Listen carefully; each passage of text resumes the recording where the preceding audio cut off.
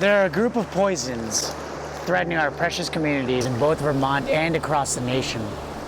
They're spreading through our environment, in the water we drink, the lakes and rivers we swim and fish in, and the soil from which our food grows.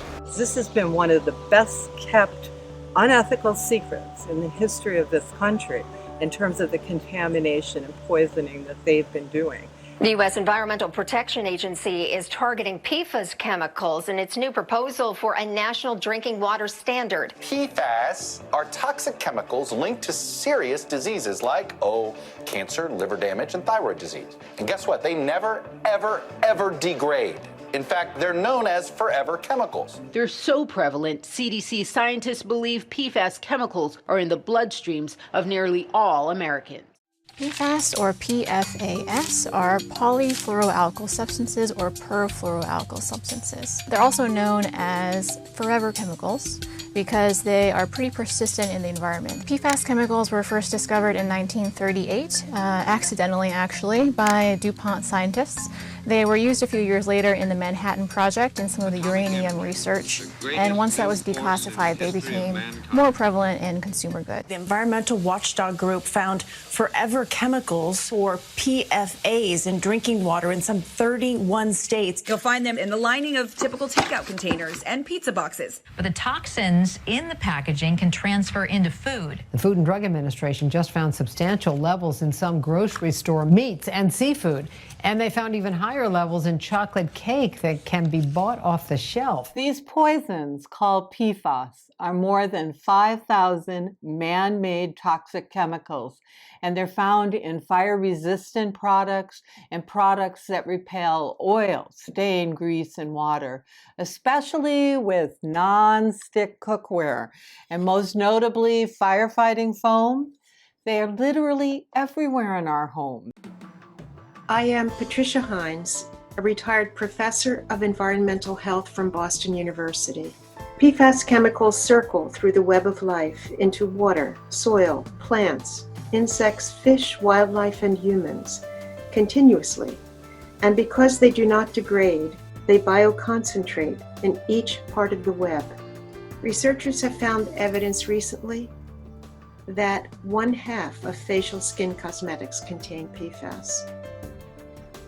We excrete some through urine and feces, but slowly, and thus it builds up in our bodies. Normally it would appear as a white foam, almost looking like laundry detergent, but today with the rain it's definitely grayer and flattened out.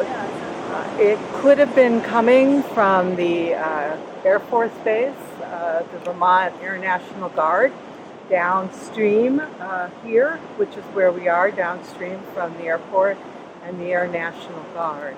It's very unattractive and it's highly poisonous. Children and adults should not be swimming in this water.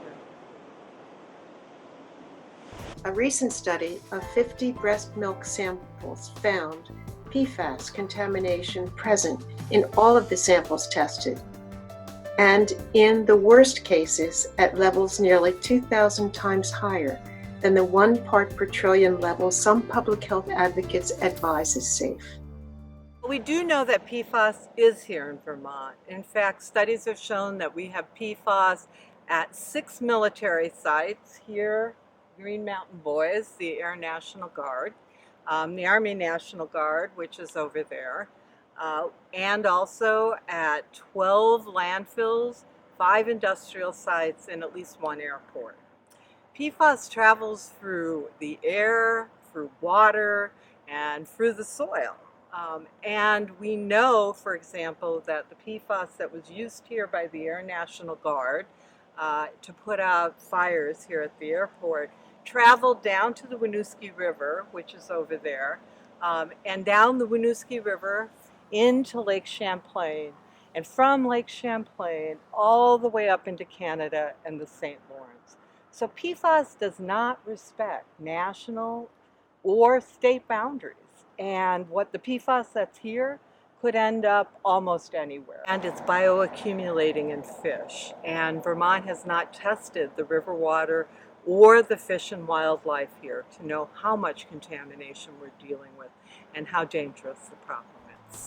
These poisons are very dangerous for your health. They are responsible for many conditions such as testicular and other cancers, infertility with men and women.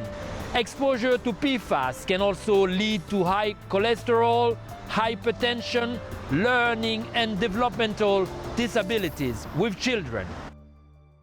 So what we need is to regulate PFAS at a national level as a class of chemicals that are considered toxic and should not be used in any products that are bought by citizens of the United States, and I go as far as the world, and the world is starting to look at PFAS.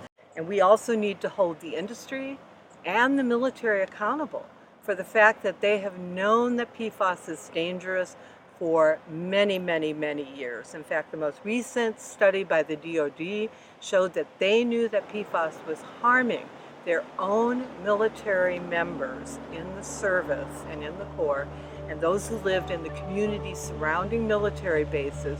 And we need to create class action funds so that people who have been affected by these chemicals can get testing and health care. Two very, very important factors. My name is Hannah Kiley. I'm an intern for the Military Poisons Coalition. To learn more information about PFAS, you can visit our website at www.militarypoisons.org, or you can visit us on Facebook at Vermont Military Poisons Project. Join our coalition to end PFAS in Vermont.